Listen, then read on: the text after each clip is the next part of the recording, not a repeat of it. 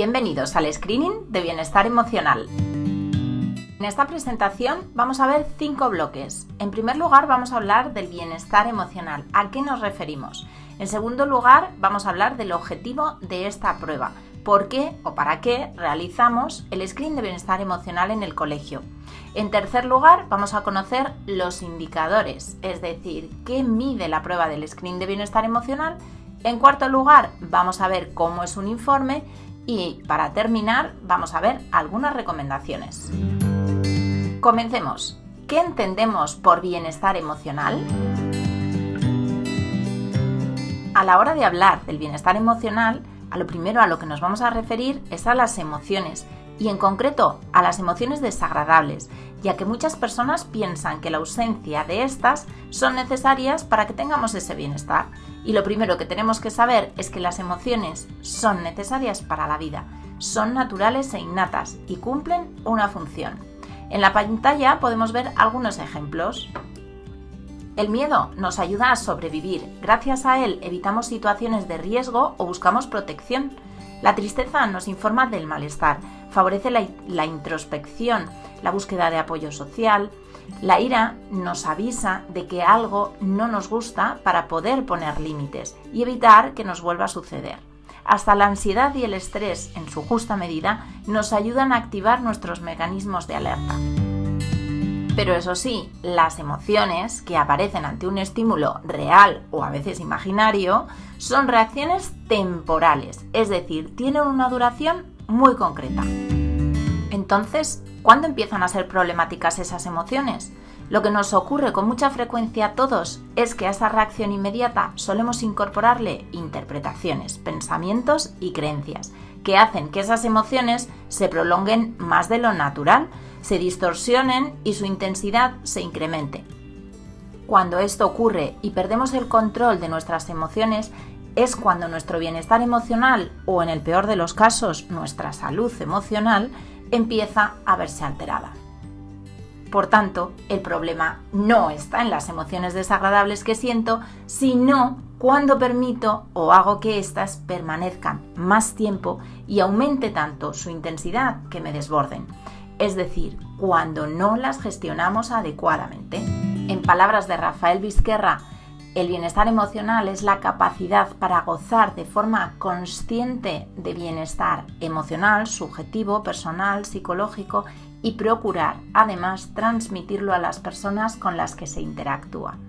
El bienestar, por tanto, no es algo que nos venga dado. Hay que cultivarlo aprendiendo estrategias adecuadas y desarrollando actitudes que lo favorezcan.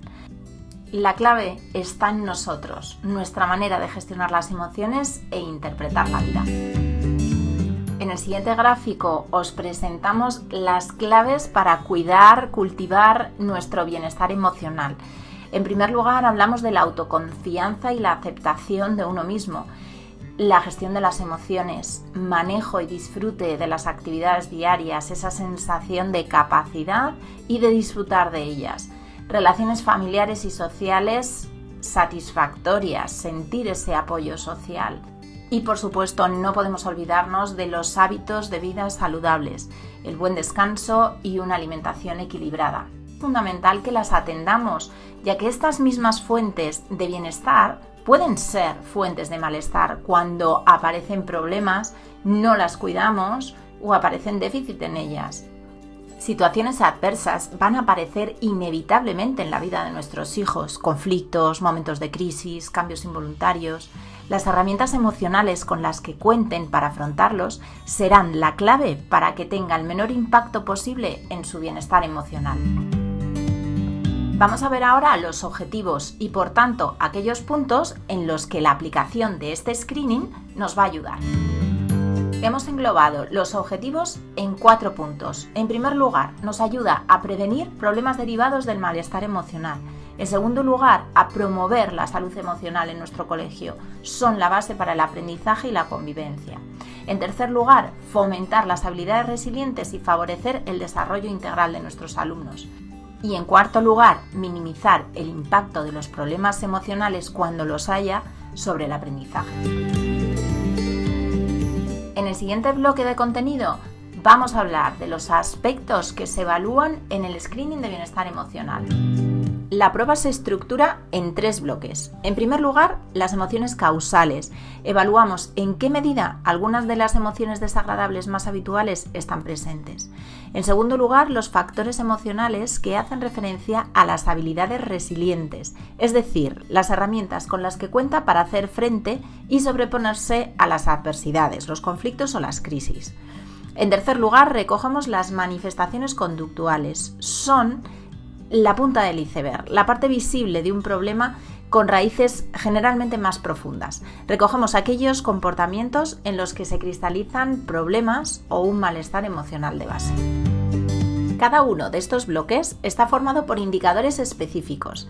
En el caso de las emociones causales evaluamos, por un lado, el miedo, que lo experimentamos cuando percibimos que nuestra integridad, sea física o psicológica, está en riesgo, la tristeza, que la sentimos ante una pérdida de algo o de alguien y es una emoción algo más duradera, tenemos que saber que es más duradera que otras. La ira, que aparece cuando las cosas no suceden como nos gustaría y se cree que se podía haber evitado si alguien lo hubiera tenido en cuenta y hubiera actuado de otra forma. Y la ansiedad, que surge ante la percepción de una amenaza real o imaginaria, situaciones de alarma, ambiguas o incertidumbre, y nos prepara para actuar ante ellas. En el bloque de los factores de protección emocional contamos con otros 4 indicadores específicos. En primer lugar, expresividad emocional. Esta es clave. Representa la capacidad para identificar la emoción experimentada, nombrarla y expresarla de manera equilibrada y respetuosa. En el otro extremo tendríamos el bloqueo emocional. Y cuando esto ocurre es cuando callamos nuestro dolor, estas emociones desagradables que estamos experimentando o ese problema que estamos sintiendo, de manera que no podemos pedir ayuda ni canalizar esas emociones que estamos sintiendo. Esto puede quedarse aquí o en muchas ocasiones es cuando aparecen esos estallidos emocionales y expresión desproporcionada o descontrolada. Cuando esto ocurre, los demás vemos solo la forma y no atendemos el fondo, lo que le ocurre realmente. ¿Qué recoge el niño de todo esto? Pues que las consecuencias han sido desastrosas, nadie le entiende y por tanto su malestar se incrementa. El siguiente indicador que medimos son los niveles de optimismo-pesimismo. Es el sistema de creencias que va a filtrar la manera en que interpreta las situaciones que ha vivido. En este bloque medimos también la autoestima como la evaluación que hace el niño sobre sí mismo y sobre su valía personal.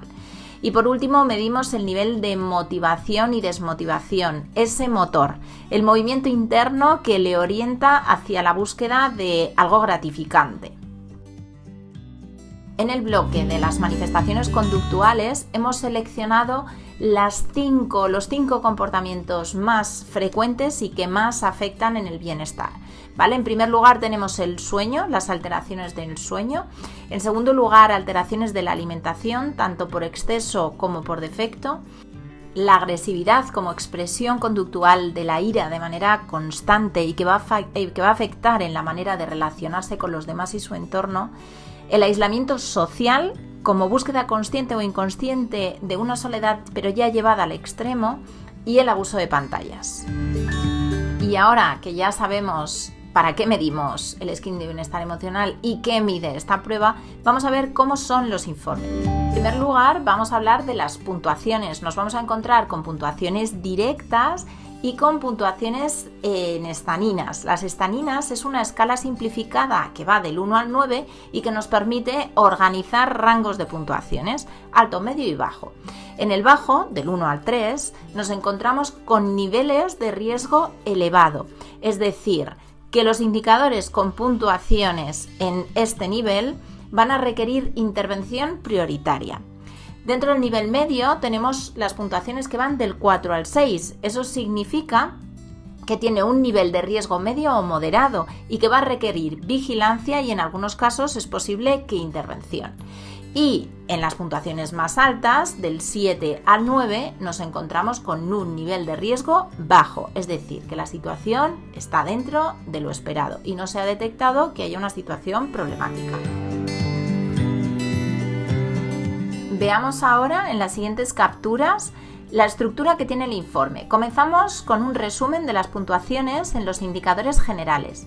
Después ya se presenta una introducción y ya da comienzo la explicación detallada de cada uno de los bloques e indicadores.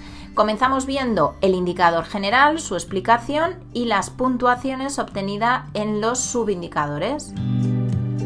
Y de cada uno de esos subindicadores vamos a tener una definición breve y sencilla, una explicación más completa y una explicación ya del resultado de la puntuación que ha obtenido, del nivel de riesgo en el que se encuentra, alto, medio o bajo. Y posteriormente, lo más importante, ¿qué podemos hacer con ese resultado? Nos encontramos las recomendaciones. Y hablando de recomendaciones, vamos a ver algunos tips o ideas generales, claves o pistas que os pueden ayudar a cuidar y favorecer el bienestar emocional de la familia. Los 10 puntos que vamos a ver a continuación debemos tenerlos en cuenta para enseñar a nuestros hijos a llevarlos a cabo, pero antes tenemos que asegurarnos de que nosotros lo cumplimos. No nos olvidemos nunca de que los niños ven el mundo a través de los ojos de sus padres. Dicho esto, vamos a empezar a ver esos 10 puntos clave. En primer lugar, aceptar las emociones desagradables y gestionarlas. Como ya hemos visto, las emociones todas tienen su función, tienen su utilidad. Vamos a aceptarlas, aceptar que vengan, pero vamos a regularlas, a gestionarlas para que no se queden más de lo necesario. En segundo lugar, tenemos hábitos de vida saludable. Es fundamental tener una vida equilibrada y sana, con un buen descanso y una buena alimentación. En tercer lugar, tiempo para uno mismo. Igual que los niños necesitan ese tiempo, el adulto también lo necesita. Tiempo de autocuidado. En siguiente lugar, vemos tiempo de ocio y de disfrute. Dejar espacio al ocio, que no todo sean obligaciones. Y en el caso de los niños, que no todas las actividades que les planteemos sean estructuradas, dirigidas, estimulantes, que también sea un tiempo simplemente de ocio para disfrutar. Otro punto clave, tanto para niños como para adultos, es reservar un espacio o dedicar tiempo a liberar energía y estrés. Y qué mejor que hacerlo con la risa. La risa es la mejor medicina para combatir ese estrés. Y qué mejor que hacerlo en familia. Favorecer la autonomía. Delegar responsabilidades adecuadas para su edad es clave para el desarrollo de su autoestima. De manera implícita estamos transmitiendo que confiamos en ellos y además nos descargamos de alguna tarea cotidiana. Estar en el presente, poner atención en el aquí y ahora y dedicar el tiempo justo al pasado y al futuro. Agradecer. Es una manera de valorar las cosas buenas que tenemos y nos pasan, de conectar con los aspectos positivos del día. Aceptarse a uno mismo, con nuestros aciertos y nuestros fallos, y confiar en nosotros mismos. Si hacemos este ejercicio de manera explícita, nuestros hijos lo estarán aprendiendo. Pedir ayuda siempre y cuando lo necesitemos. Pedir ayuda no es un signo de debilidad ni de vulnerabilidad, sino todo lo contrario, demuestra conciencia y deseo de mejora.